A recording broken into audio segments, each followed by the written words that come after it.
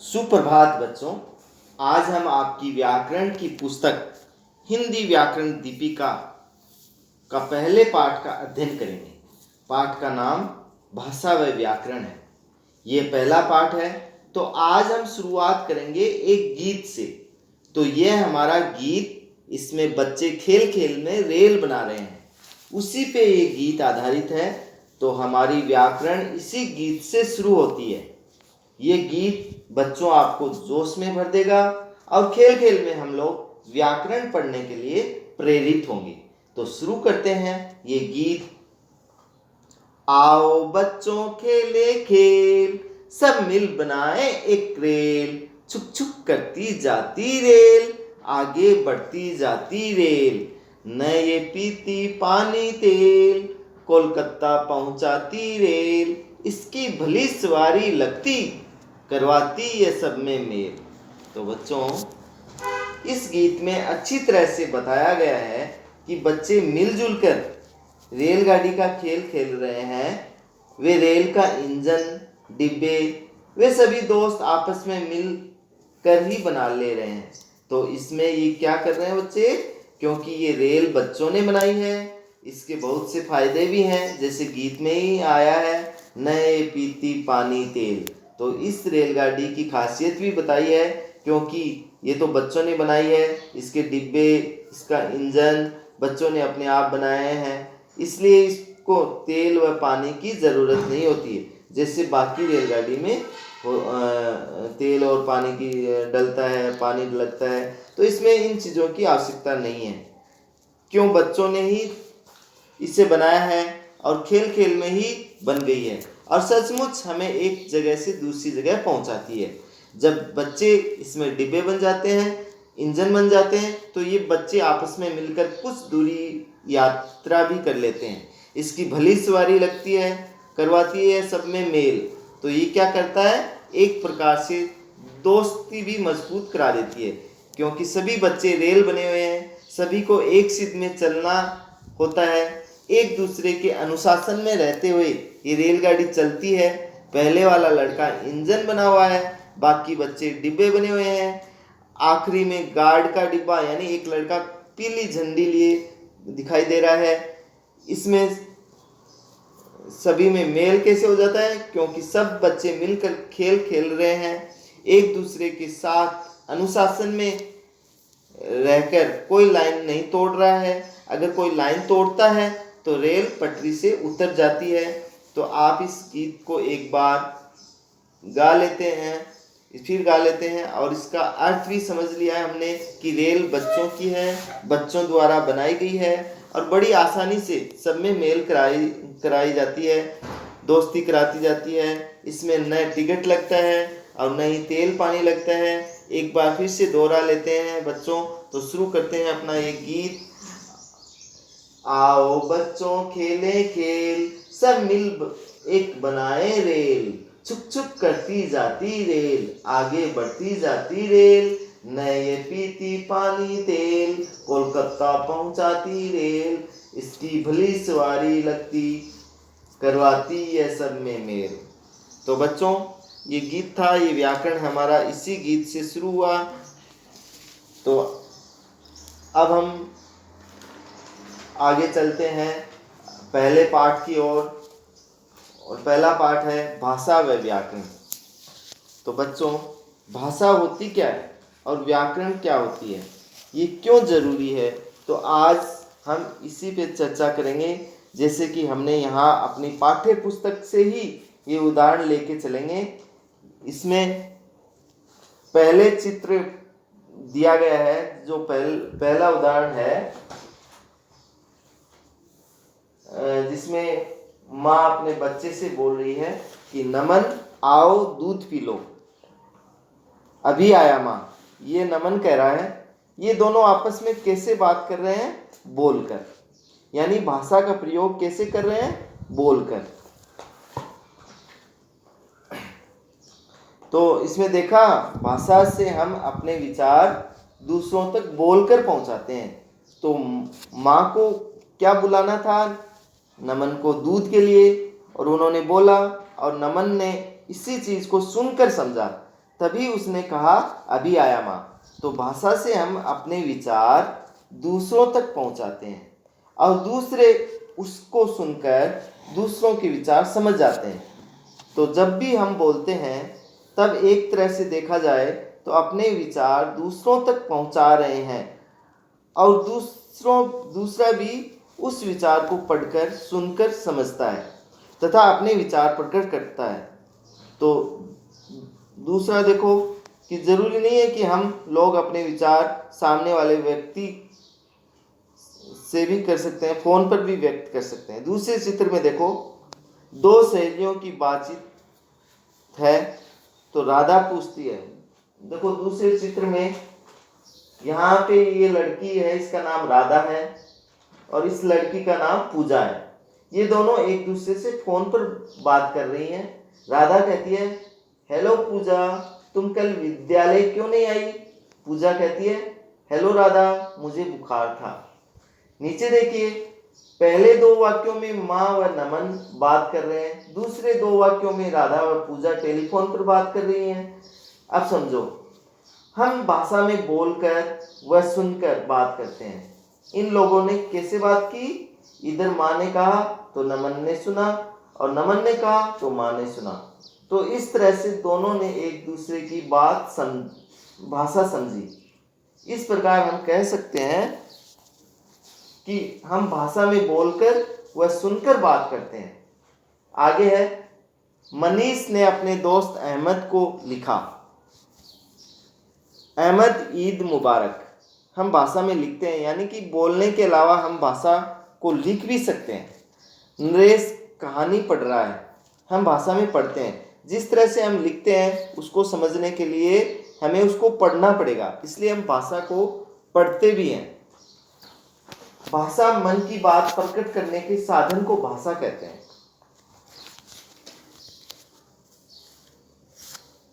हम भाषा में लिखते हैं। भाषा कैसे व्यक्त की जा सकती है? लिखकर। इसमें दो दोस्त की बात हो गई, मनीष और अहमद। मनीष ने पत्र लिखा, उसको अपने विचार लिखकर बताया कि वो उसे ईद मुबारकबाद दे रहा है। तो हम केवल बोलकर ही नहीं, लिखकर भी भाषा को व्यक्त कर सकते हैं। देखा हमने बुक्स में जो हम पढ़ रहे हैं वो लेखक के विचार हैं, वो हम लोग समझ जाते हैं। जब हम समाचार पत्र पढ़ते हैं तो हम लोग खबरें लिखी हुई होती हैं, उनको समझ जाते हैं कि दुनिया में ये हो रहा है। तो भाषा का लिखित रूप भी होता है। हम भाषा में पढ़ते हैं तो भाषा को हम पढ़कर भी दूसरों के विचार समझ सकते हैं। तो बच्चों, आज हमने क्या सीखा?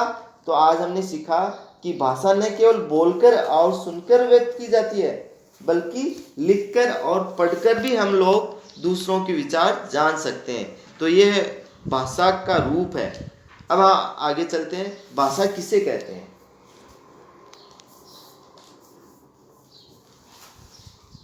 जब हम अपने विचार किसी दूसरों तक पहुंचाने होते हैं तो हम बोलते हैं या लिखते हैं, और अगर हमें किसी दूसरे के विचार समझने हैं तो हम सुनते हैं या लिखते हैं।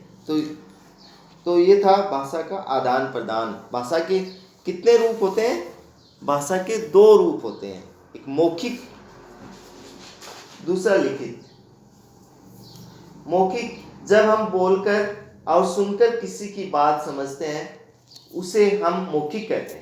लेकिन जब हम लिखकर और पढ़कर किसी की बात समझते हैं या समझाते हैं तो उसे लिखित कहते हैं। हमारे देश में हिंदी सबसे ज़्यादा बोली जाने वाली भाषा है।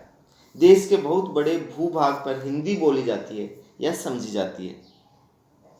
तो बच्चों, हमारे देश में एक भाषा नहीं है, बहुत सी भाषाएं बोली जाती है। हमारा देश बहुत बड़ा है, बहुत बड़ी आबादी है, लगभग 1 अरब 30 करोड़ लोग रहते हैं हमारे देश में। संभव नहीं कि सभी लोग एक ही भाषा बोलें। हिंदी, अंग्रेजी के अलावा अनेक क्षेत्रीय भाषाएं भी हैं और ये बहुत समृद्ध है। समृद्ध मतलब इनका व्याकरण होता है, इनमें एक रूपता बनी हुई है। और भाषा तभी कहलाती है जब उसका अपना व्याकरण हो। अगला टॉपिक व्याकरण है। जब हम भाषा की बात करते हैं तो व्याकरण जरूर आता है। ये व्याकरण होता है क्या है बच्चों? व्याकरण किसी भी भाषा की एक रूपता बनाए रखता है। जैसे बहुत अच्छा उदाहरण बोली का है।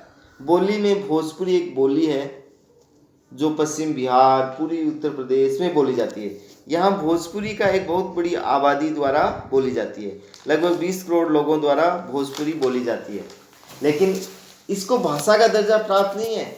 इसका कारण यही है कि उसका व्याकरण नहीं है।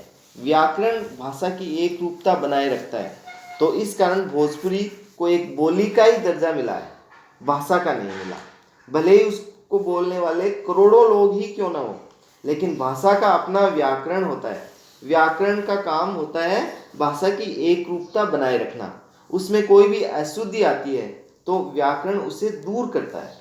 तो किसी भी भाषा, जैसे गुजराती एक भाषा है, पंजाबी एक भाषा है, उड़िया एक भाषा है, मराठी एक भाषा है, इन सब का अपना एक व्याकरण होता है। ये व्याकरण उस भाषा में आई अशुद्धियों को दूर करता है तथा उसकी एक रूपता बनाए रखता है। जैसे हिंदी में, चाहे हम हिंदी बनारस में बोलें या फिर हिंदी दिल्ली में बोलें या केरल में बोलें या चाहे विदेश में बोलें ही क्यों ना बोलें, अमेरिका, इंग्लैंड, कहीं भी बोलें, हिंदी हिंदी रहेगी, क्योंकि हिंदी का व्याकरण एक है जो उसमें आई अशुद्धियों को दूर करता है। लेकिन बोलियों में क्या होता है, बोली का कोई व्याकरण नहीं होता है। उसमें व्यक्ति कैसे भी बोलकर समझ लेता है, उसमें कोई त्रुटि नहीं निकालता है। तुमने गलत बोला है इसलिए उसकी एक रूपता नहीं होती। हर कुछ दिन के बाद कुछ जगह पर, यहाँ तक कि मैंने आपको भोजपुरी का उदाहरण दिया है कि अलग अलग हो जाएगी, पटना की भोजपुरी अलग हो जाएगी, कुछ कुछ दूरी पर बोली बदलती जाती है। एक रूपता बची नहीं। जब एक रूपता बची नहीं तो उसे भाषा का दर्जा मिला ही नहीं। तो हमने इसमें क्या समझा बच्चों, व्याकरण किसी भी भाषा का एक महत्वपूर्ण अंग होता है। व्याकरण एक बहुत जरूरी हिस्सा होता है, उसके बिना भाषा भाषा नहीं कहलाएगी। तो हमारा अगला शीर्षक है व्याकरण। तो पहले ही उदाहरण में सही गलत के बारे में बताया है। देखो, इन वाक्यों को कौन सही करता है, व्याकरण करता है। जब हम गलती करते हैं तो जैसे माताजी,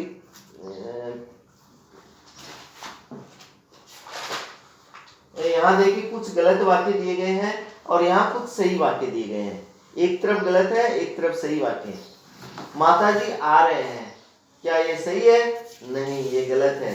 सही क्या होगा, माताजी आ रही है। मेरे को दूध चाहिए, मुझे दूध चाहिए। सही क्या है, मुझे दूध चाहिए। घोड़ा घास खा रही है, ये गलत है। घोड़ा घास खा रहा है, ये सही है। ये सारे वाक्य क्यों गलत है? क्योंकि इसमें व्याकरण का उपयोग गलत तरह से हुआ है और इसीलिए ये गलत है। और इनमें व्याकरण का प्रयोग सही तरीके से हुआ है, इसलिए सही है। क वर्ग के वाक्य गलत हैं और ख वर्ग के वाक्य सही हैं। तो जो हमें भाषा का सही प्रयोग सिखाए उसे व्याकरण कहते हैं। तो बच्चों, व्याकरण किसे कहते हैं? जो हमें भाषा का सही प्रयोग सिखाए उसे व्याकरण कहते हैं।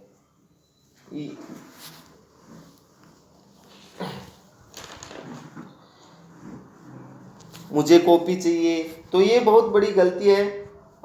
बोलने में लोग उसमें समझ जाते हैं कि दूसरा वाला व्यक्ति भी उसके लिए बात करते हैं, वह भी समझ जाता है, लेकिन व्याकरण का हिसाब से गलत है।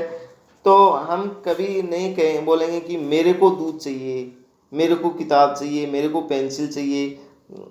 कहेंगे मुझे पेंसिल चाहिए, मुझे किताब चाहिए, मुझे दूध चाहिए। तो फिर व्याकरण ने यहाँ पर वाक्यों को शुद्ध किया, नहीं तो यहाँ पर भाषा गड़बड़ हो जाती। अब आगे चलते हैं। घोड़ा घास खा रही है, देखने से ही गलत लग रहा है। घोड़ा घास खा रहा है, जो खा रही है घोड़ी के लिए इस्तेमाल कर सकते हैं। स्त्रीलिंग के लिए खा रही है और पुल्लिंग के लिए इस्तेमाल किया, तो व्याकरण के हिसाब से ये गलत है। यहाँ तक कि कक्षा में ऐसा बोलने पर बच्चे हंसने लगते हैं, क्योंकि ये त्रुटि कोई भी पकड़ लेगा। जब भी घोड़ा पुरुष लड़का के साथ खा रही है, लगता ही नहीं है, इनके साथ लगता है खा रहा है।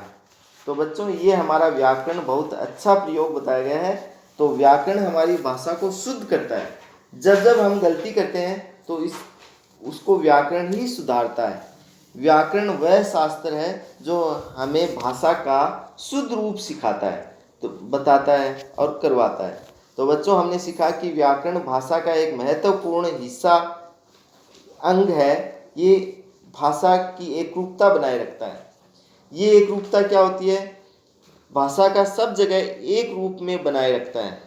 मैंने बोला था कि चाहे भाषा किसी भी देश में बोली जाए, किसी भी राज्य में बोली जाए, किसी भी प्रदेश में बोली जाए, तो वो सब जगह एक जैसी होनी चाहिए। अगर लोग एक ही भाषा को अलग अलग बोलेंगे तो भाषा सही नहीं होगी, वो बिगड़ जाएगी। तो ये भाषा की एक रूपता कौन बचा कर रखता है? व्याकरण। तो इंग्लिश भाषा की जैसे ग्रामर होती है, तो अंग्रेजी भाषा के लिए अपना व्याकरण यानी ग्रामर होता है। हिंदी का अपना व्याकरण है, पंजाबी भाषा के लिए उसका अपना व्याकरण होता है। तो ये व्याकरण किसी भी भाषा की एक रूपता बनाए रखता है।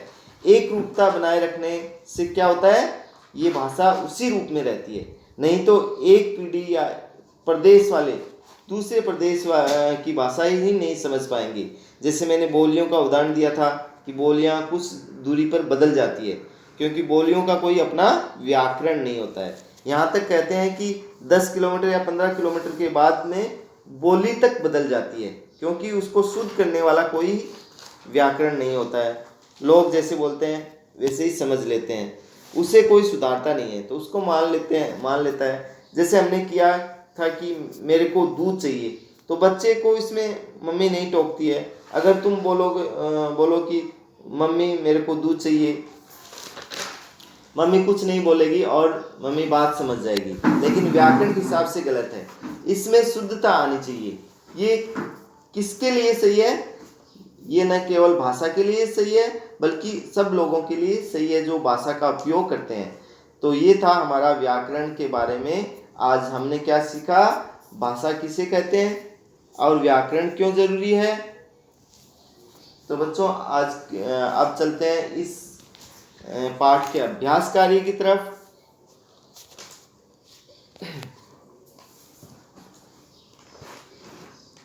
सही वाक्यों पर सही का निशान और गलत वाक्यों पर गलत का निशान लगाओ। पहला है गाय घास खा रही है, तो ये वाक्य सही है। दूसरा है तोता मिर्च खा रही है, तो ये वाक्य गलत है, क्योंकि तोता मिर्च खा रहा है। तीसरा है कुत्ता भौंक रहे हैं, यहाँ कुत्ता एक ही है इसलिए कुत्ता भौंक रहा है, इसलिए गलत है ये वाक्य। चौथा है कलम मेरे को दो, तो ये वाक्य तो मैंने पहले ही समझा दिया है कि कलम मेरे को नहीं मुझे दो, कलम मुझे दो, तो ये वाक्य भी गलत है। इसमें देखो इन वाक्यों को सही करो। तो पहला वाक्य देखो, पेड़ पर तोता बैठी है, गलत लिखा है। इसको हम लिखेंगे पेड़ पर तोता बैठा है। लड़का गेंद से खेल रहे हैं, तो लड़का एक ही है यहाँ पर। लड़की पार्क में व्यायाम कर रहा है, तो यहाँ पर लड़की पार्क में व्यायाम कर रही है आएगा। तीसरा है लड़का गेंद से खेल रहे हैं, तो यहाँ लड़का एक ही है इसलिए लड़का गेंद से खेल रहा है। चौथा है माताजी खाना पका रहे हैं, यहाँ भी ये गलत है, इसमें लिखेंगे माताजी खाना पका रही है। अब देखो सही शब्द चुनकर खाली स्थान भरो। पहला ही देखो कै का डैश सबसे ज़्यादा बोली जाने वाली भाषा है, कौन सी है? हिंदी। हिंदी सबसे ज़्यादा बोली जाने वाली भाषा है।